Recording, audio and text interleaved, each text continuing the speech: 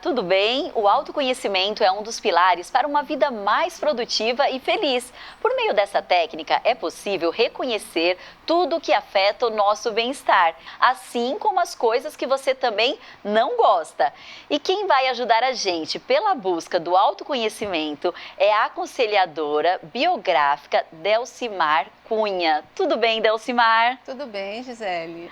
Muito obrigada, aceitou o nosso convite. Nossa, eu super agradeço pelo convite, um prazer estar aqui, poder falar um pouco do trabalho. Opa, nós que agradecemos. Para a gente começar, o que é o aconselhamento biográfico? Bom, o aconselhamento biográfico agora, em 2023, está completando 30 anos aqui no Brasil e ele é um processo terapêutico ampliado pela antroposofia. Ótimo. E esse processo terapêutico é para as pessoas que têm acima de 28 anos. O aconselhamento biográfico pode ajudar aí nessa busca pelo autoconhecimento, que é o tema do programa de hoje? Sim, ele contribui para que você possa ter acesso a essas informações. Eu costumo dizer que é um GPS interno, né? Tem várias ferramentas aí dentro dessa metodologia que faz com que você se conheça mais e assuma as rédeas da vida na sua mão. Então, para você saber para onde você vai, como você vai, com quem você vai ou até quando você não vai. Olha, que bacana. Então, ele possibilita ferramentas para o autoconhecimento e que te ajuda no autodesenvolvimento também. Que bacana, ajuda a traçar a rota, né? Isso, Gisele, traçar rotas. E por que é tão importante essa busca pelo autoconhecimento, Delcimar? Para você não se deixar levar pelo outro ou pelas coisas que acontecem, né? Então, você sabendo, primeiro você precisa saber de onde você veio, né? Quem são seus pais, seus avós, bisavós, como que você chegou até aqui? Então, é no momento presente que eu sei quem sou eu, mas é olhando para o passado. E a partir disso eu posso olhar para o futuro e planejar melhor o meu futuro. Ótimo! A repórter Isabela Cunha vai contar pra gente agora a história da Letícia, que encontrou no aconselhamento biográfico uma maneira de levar a vida com mais leveza. É isso mesmo, Isa? Conta pra gente! É isso mesmo, Gisele. Como é difícil se conhecer, não é verdade? Bom, cada pessoa tem uma maneira de se encontrar, de se conhecer. E hoje eu tô aqui com a Letícia e eu vim conhecer um pouquinho da história dela. Tudo bem, Letícia? Bom, conta pra mim, por que você decidiu procurar uma ajuda profissional? Bom, tudo começou quando eu tive o meu primeiro filho. Na verdade, ele já estava com 4 anos e eu tinha a minha segunda filha com 2 anos, eles pequenininhos ainda. E a maternidade, ela não é fácil. Ela trouxe muitos desafios para mim. O meu filho mais velho, principalmente, ele tinha um comportamento muito desafiador. E eu precisei buscar um caminho de ajuda, porque sozinha eu não estava dando conta. Aí eu fui fazer um curso sobre o desenvolvimento da infância, foi um curso baseado na visão da antroposofia. Conversei com a profissional que deu esse curso, relatei o que estava acontecendo. E depois de algumas trocas, né, eu entendi que, principalmente no primeiro setênio, de 0 a 7 anos, as crianças elas imitam muito o comportamento do adulto. E aí ela me questionou, o que está acontecendo na sua casa? Como que você está? Como que o pai das crianças está? Está tudo bem? Como que está esse ambiente? E eu comecei a olhar e ver que eu precisava realmente melhorar em muitos aspectos. E aí eu falei, bom, acho que eu vou fazer terapia, preciso. E aí ela me indicou uma profissional que faz aconselhamento biográfico, que é baseado na antroposofia também e que tem essa visão geral do desenvolvimento do ser humano, né? Então, o aconselhamento ele trabalha todas as fases, todos os setênios e foi incrível. Foi assim que eu encontrei o aconselhamento biográfico. E conta pra gente, o que mudou na sua vida, principalmente na maternidade? Mudou radicalmente. Claro que ainda tenho muitas dificuldades, mas mudou a forma de olhar a maternidade. No começo, a maternidade ela era um peso, porque acho que não só eu, acho que a maioria das mães tem aquela ideia de que precisa dar conta de tudo, que tem que dar conta dos filhos, do trabalho, do marido, da casa. E a gente precisa de ajuda e a gente precisa reconhecer que precisa dessa ajuda. Maravilha. E agora deixa um recadinho aí, talvez para uma pessoa que queira se conhecer melhor, mas tem um medo, tem alguma trava. O que você diz aí para as pessoas que estão em casa? Olha, eu diria que autoconhecimento é primordial. Se você não consegue se conhecer, você não consegue reconhecer o ser humano que está diante de você. Então, primeiro você precisa reconhecer você como ser humano, com as suas falhas e com os seus potenciais, para só depois poder olhar para o outro ser humano e reconhecê-lo como tal, e também olhar o potencial desse ser humano. Foi o que aconteceu com as minhas crianças. Então hoje eu consigo ter uma visão muito diferente a respeito deles. E não só deles, né? Com os meus pais também o meu relacionamento melhorou absurdamente, com os meus amigos. Então é esse o recado.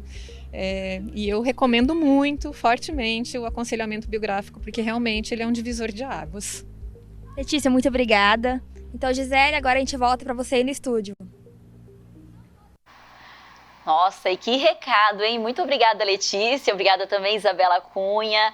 Delcimar, ela buscou o aconselhamento biográfico por conta da maternidade, né? Uhum. Mas quais são os motivos, geralmente, que levam as pessoas a buscar esse tipo de aconselhamento? Transição de carreira. No caso que nós vimos na reportagem, ela disse que o filho mais velho estava com 4 anos. Mas às vezes procura porque quer engravidar.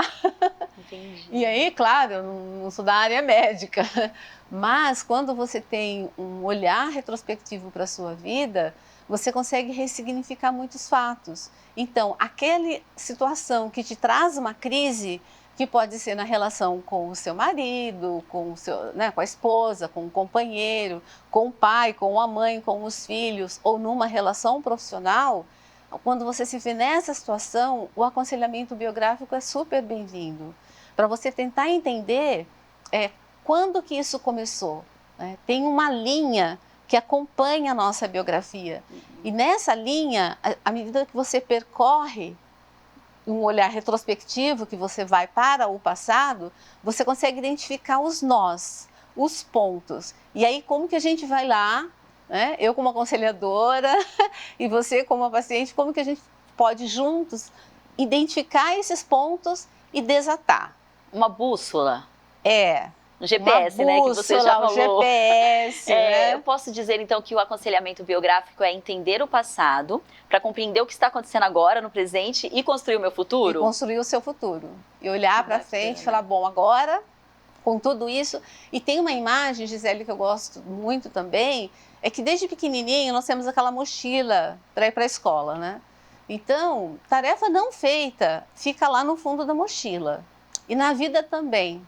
As nossas tarefas, quando identificamos esses pontos e não resolvemos, fica no fundo da mochila. E às vezes a gente coloca a tarefa do outro dentro da mochila. Nossa, a gente vai conversar um pouquinho mais sobre isso, Del, na volta do intervalo, que eu adoro essa história da mochila.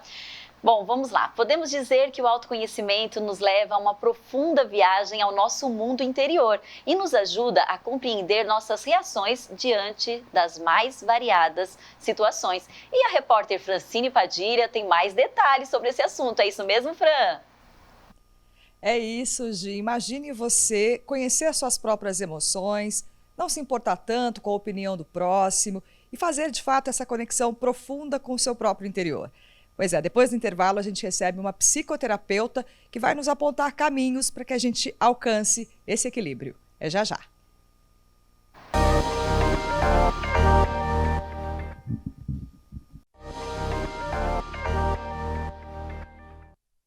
Estamos de volta e a conselheira biográfica Delcimar Cunha é a convidada do programa de hoje. Mas antes da gente continuar essa conversa gostosa sobre o autoconhecimento aqui no estúdio, eu vou chamar a repórter Francine Padilha, que está com a psicoterapeuta e vai trazer mais dicas sobre esse tema. Oi, Fran, tudo bom? Oi, Gi, prazer estar aqui com vocês. Pois é, o autoconhecimento, esse processo, ele é diário e constante. Então, a gente chamou uma psicoterapeuta para conversar com a gente, para dar dicas de como desenvolver essa habilidade e ferramentas para que a gente possa ter uma vida bastante tranquila, né? Então, vou pedir aqui para a Odália Costa, que é psicoterapeuta já há 5 anos, conversar com a gente sobre esse assunto. Odália, muito obrigada, viu, pela participação aqui no De Bem com Você. Antes da gente começar, muita gente considera que se conhece perfeitamente, que sabe exatamente como é. Mas você estava me dizendo que a maioria não sabe, né? Tudo bem? Tudo bem, obrigada. A maioria não se conhece, né? E o principal sintoma da falta de autoconhecimento é a autoestima, baixa autoestima, uma falsa percepção do self, ou um self exagerado, ou uma baixa percepção mesmo que vai levar para o baixo alto valor. A gente está falando de self aqui, mas só para esclarecer direitinho, o que é isso, né? Quando a gente fala de self, que é um termo bastante utilizado na psicologia, na psicoterapia, né? Mas, de um modo geral, de uma forma simples, o que é o self? É o se ver, é como eu me vejo. É uma preocupação em me apresentar. A questão é que um self verdadeiro, eu sou quem eu sou. Eu não tenho que esconder e eu não tenho que colocar uma máscara. Você estava me contando também que muitas vezes a pessoa ela tem uma vida social bastante agitada em vários ambientes, mas não se sente feliz e completa nesses ambientes, né? Isso também é um indicativo de que falta autoconhecimento? Sim, sim, porque quando nós nos conhecemos, nós temos filtros e usamos esses filtros, né? Com quem eu estou, para onde eu vou, por que eu vou, né? Então eu busco um senso de pertencimento, eu preciso pertencer àquilo para que haja uma congruência entre onde eu estou, com quem eu estou. Sem congruência, não tem, não é autoconhecimento. Agora, é possível desenvolver, né, habilidades de autoconhecimento. Como fazer isso? A gente estava começando aqui a nossa participação dizendo que é um exercício diário e constante, ou seja, vale para a vida toda, né? Sim, olha, eu vou dar 3 dicas, assim, bem simples, básicas. Primeira dica, né? Converse consigo mesmo, pergunte para si mesma, quem eu sou? O que eu estou fazendo aqui? Para onde eu quero ir? Por que eu sinto alegria? Por que eu sinto raiva? De onde vem isso? Nós precisamos fazer essas perguntinhas. Uma segunda dica é gestão emocional. O que é isso? Né? Habilidade de gerir as minhas próprias emoções, os nossos sentimentos. Então, eu entendo por que eu estou triste e eu admito isso e eu vou lidar com isso. Terceira dica, mantenha um diário. Né? O diário é uma forma muito básica da gente manter o autoconhecimento, porque vamos anotar nele as nossas percepções, vamos anotar ali os pontos de melhora, né? Para que a gente tenha em mente, todos nós temos pontos de melhora, então a ideia não é se culpar, mas a ideia é saber a área que precisamos melhorar. Reconhecer também e ser sincero consigo mesmo, né? Exatamente. Maravilha. Então, Odália, muito obrigada por enquanto pela participação aqui no De Bem. Daqui a pouquinho, talvez a gente volte para conversar com você, viu, Gi? Porque se você, inclusive, aí no estúdio tiver dúvidas e quiser passar para a gente, a Odália vai permanecer aqui conosco para a gente bater esse papo e, quem sabe, né, ajudar quem está em casa a se conhecer melhor. A gente volta com você. Muito obrigada, Fran. Agradece também a Odália. Nossa, dicas incríveis. E, por favor, voltem mesmo, viu? Bom, você de casa, já ouviu falar sobre antroposofia? Impossível falar de autoconhecimento sem citar esse método de conhecimento da natureza, do ser humano e do universo. Mas quem entende tudo do assunto é a Delcimar Cunha, aconselhadora biográfica. Del, o que é esse termo? Explica pra gente. A antroposofia é a sabedoria sobre o ser humano, é o conhecimento sobre o ser humano, que é uma teoria formulada por Rudolf Steiner. E ela tem aplicação na medicina, psicologia, odontologia, na agricultura, na educação, que as pessoas podem conhecer pelo nome de pedagogia Waldorf. E dentre todas essas possibilidades de aplicações da antroposofia, tem o aconselhamento biográfico. Ai, que bacana. E como são realizadas as sessões, né, voltada para a antroposofia? Quais os métodos que vocês utilizam? Então, nesse sentido, do aconselhamento biográfico, tem uma metodologia própria, que se chama metodologia biográfica, que ela foi formulada por uma médica, terapeuta, muitas formações em antroposofia, que é a Gudrun Burkhardt. Nesse momento, assim, a gente está completando 1 ano do falecimento dela. E foi uma contribuição muito grande, porque traz, então, as fases da vida dividida em setênios. Então, a gente tem um primeiro ciclo, que é do 0 aos 21, que é o ciclo do aprendizado. Depois, dos 21 aos 42, que é a fase da luta. Quem está nesse período entre 21 e 42 sabe como que é lutar mesmo. E depois, dos 42 aos 63, que é a fase da sabedoria. Mas essa fase da sabedoria, ela vai depender muito do que nós fizemos lá atrás. Né? Então, dentro desses grandes ciclos que nós falamos, que são 3, tem aí a vida dividida em setênios. 1º, 2º, 3º, 4º, 5º setênio. Ótimo. E como que a gente pode aplicar no nosso dia a dia a antroposofia? Olha, hoje, assim, dentro do trabalho que eu faço, uma questão bastante importante é o ritmo. Então, como que é o ritmo do adormecer? Se a gente pensar quando não tinha energia elétrica, como que era o ritmo? A noite ia findando e nós íamos nos recolhendo.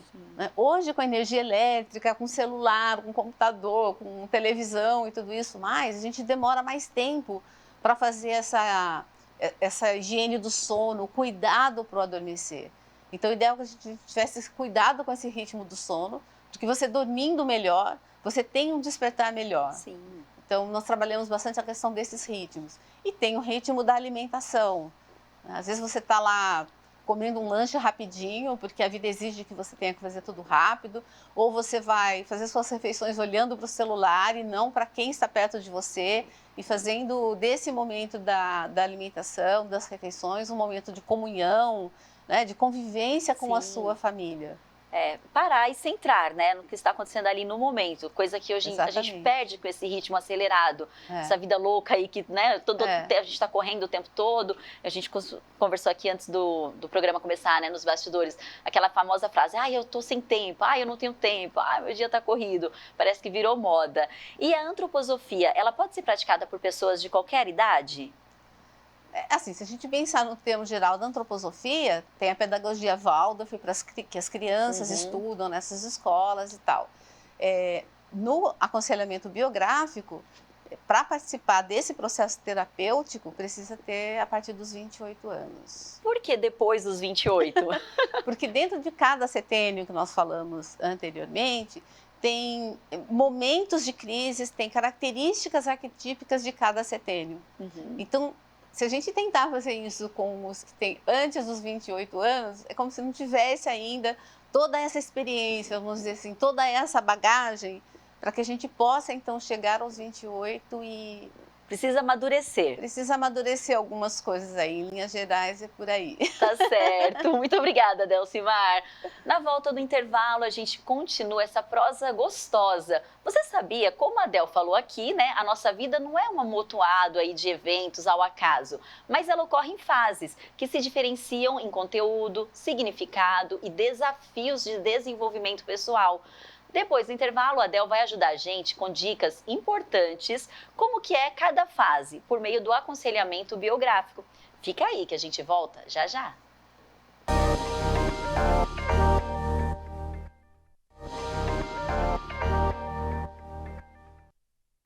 Estamos de volta. Você já segue a TV Câmara nas redes sociais? Estamos no Instagram e por lá você confere toda a nossa programação. E também, é claro, os bastidores da TV Câmara. No nosso Instagram você pode, inclusive, sugerir temas e especialista para o nosso programa. Bom, a Francine perguntou se eu tenho alguma pergunta e eu tenho sim, Fran. Agora ela volta com a psicoterapeuta e eu quero saber, Fran, como eu posso me tornar protagonista da minha própria história? Pergunta aí para ela. Pode deixar, Gi, vou repassar aqui a pergunta para a Odália Costa, que é psicoterapeuta e está nos ajudando nesse processo, né, Odália, de conhecimento e de autoconhecimento. Odália, a Gi está com uma dúvida, ela disse o seguinte, como me tornar protagonista da minha própria história? Assumindo as responsabilidades, né? O autoconhecimento, ele vai te trazer ciência sobre os seus pensamentos. Então você precisa assumir as responsabilidades sobre os seus pensamentos que vão gerar emoções. Então assumir as responsabilidades das suas emoções que vão gerar ações e que vão trazer reações também. Então é assumir o controle de tudo isso. Quando a gente alcança essa habilidade do autoconhecimento, significa dizer que a gente não vai mais sentir aquelas emoções que a gente considera como negativas? A gente precisa questionar o que são emoções negativas, né? Não acreditamos que existam emoções negativas. O que existe é a necessidade de um equilíbrio, né? O medo, por exemplo, é uma emoção tida como negativa, mas que, na verdade, ela é necessária para a manutenção da espécie, para a manutenção da vida. O problema é o excesso de medo. Excesso de medo do passado gera depressão, excesso de medo do presente, estresse, excesso de medo quanto ao futuro, ansiedade. Então, o que nós vamos alcançar com autoconhecimento é o equilíbrio, vamos equilibrar todas as nossas emoções. A gente estava conversando aqui no intervalo, né, Odália, que muitas vezes a gente tem medo de assumir determinados sentimentos, até por uma questão cultural, né, de serem taxados como algo negativo, a inveja, por exemplo. É muito comum as pessoas terem inveja, mas não assumirem essa inveja. E esse processo de autoconhecimento, ele exige esse reconhecimento dessas emoções. Como eu já disse, né, somos autores da nossa própria história, então nós precisamos reconhecer os nossos pontos de melhora. Né? Sentir inveja é algo que todo mundo, em algum momento da vida, vai sentir. Sentir raiva, ódio, em algum momento da vida, todos vamos sentir. Precisamos admitir isso, procurar entender o que está provocando isso na gente, se responsabilizar por isso e ter atitudes, né, que vão nos colocar em congruência com os nossos valores pessoais. A meditação é um bom caminho para a gente alcançar esse processo, essa habilidade de autoconhecimento? Excelente caminho. Lembrando que meditação tem variadas formas e a principal dela é, sim, a solitude. Estar consigo mesmo e estar analisando, é uma autoanálise dos seus pensamentos. É importante que isso seja feito diariamente, né? Todos os dias você parar um pouquinho para pensar sobre as suas atitudes. Exatamente, todos os dias. Maravilha. Odália, muito obrigada, viu, pela participação aqui no De Bem. É claro que existem ainda muitas questões que poderiam ser exploradas, por isso a gente indica, inclusive, que as pessoas procurem um psicoterapeuta, um profissional da área, exatamente para que possa estabelecer esse compromisso de autoconhecimento, que é um compromisso que valoriza a sua vida, que faz com que você sinta as emoções de uma forma tranquila, sem se preocupar com o que vai acontecer, mas analisando mesmo o que está dentro de você. A gente volta com você, Gi. Muito obrigada, Fran. Agradeço também a Odália. Nossa, quantas dicas importantes, né? E quando o assunto é autoconhecimento, a gente pode usar como uma das ferramentas o aconselhamento biográfico, que é um processo terapêutico que tem como base as fases da vida. E segundo esse método, cada fase da vida tem 7 anos. E há alguns ciclos que determinam o que precisamos aprender para ter sucesso no próximo passo. É isso mesmo, Del? É isso aí, Gisele. E como que eu posso diferenciar? Do 0 aos 7 anos é uma fase. Então, Isso. o que a criança aprende nessa etapa da vida? Então, primeiro setênio, nós aprendemos pela imitação. E aí é importante que a criança tenha bons modelos para que possa imitar. Uhum. Então, quais são os cuidados que essa criança recebe desde que ela chega aqui no mundo? A temperatura da água que ela vai tomar o banho, o toque macio ou às vezes o toque mais áspero. Então, tudo que ela vivencia nesse momento, eles são experiências para construir a base da vida dela. Então, seria muito bom se todas as crianças pudessem ter um lar afetuoso, os pais presentes, um acolhimento. A gente pode pensar aí na imagem de um ninho, sabe? Quando os pássaros começam a preparar o ninho para a chegada do passarinho, é assim também que as mamães, os papais e as famílias fazem. Então, que todo esse cuidado pudesse percorrer todo esse primeiro setênio para a criança poder, então, desenvolver a confiança, esse sentimento de segurança em relação à vida. E isso vai ser importante depois para outras fases da nossa vida. E existe alguma fase que demanda um cuidado maior? Por exemplo, sei lá, na fase adulta, perto dos 28 ali, que você falou que a gente pode começar com aconselhamento biográfico? Gisele, todas as fases você tem que ter cuidados, né? Porque se a gente pensa aí no primeiro setênio, que é de 0 a 7, os cuidados físicos, a criança começa a se movimentar, começa a engatinhar, a andar, onde que ela vai tocar, vai se machucar, não vai. Então, o cuidado com a alimentação, que tipo de alimentação que você oferece em cada período, aquela transição que ela vai fazendo dos alimentos. Então, é um cuidado mais físico que o pai, a mãe, o cuidador, o educador, quem está próximo vai ter com ela. Entendi. Se a gente pensa na adolescência, que outros cuidados que nós vamos ter? Seu filho está muito tempo trancado no quarto, na televisão, na internet, que situações que as crianças ou adolescentes podem passar por vulnerabilidade dentro de casa mesmo. Entendi. Aí, assim, só dando um salto, quando a gente chega aos 28 anos, que você chamou a atenção, ali a gente tem uma crise dos talentos. Mas em todas as fases anteriores, todos os setênios, em cada um teve um marco, teve uma crise. Então, quando chega lá por volta dos 28, essa crise, ela é assim, mas assim, o que eu estou fazendo aqui? É esse trabalho mesmo que eu quero? Sim. Será que eu não deveria fazer outra coisa? Ele vai olhar e falar assim, mas era esse curso que eu gostaria de ter feito na faculdade? Por que eu escolhi esse curso? Mudo de área agora ou não mudo? Entendi. É um momento marcante, mas cada setênio a gente tem um momento importante para olhar para o desenvolvimento humano. Theo, nosso tempo está acabando, infelizmente, porque foi uma delícia essa conversa. Acho que de uma maneira bem rápida e resumida, vale a pena a gente retomar a história da mochila, né?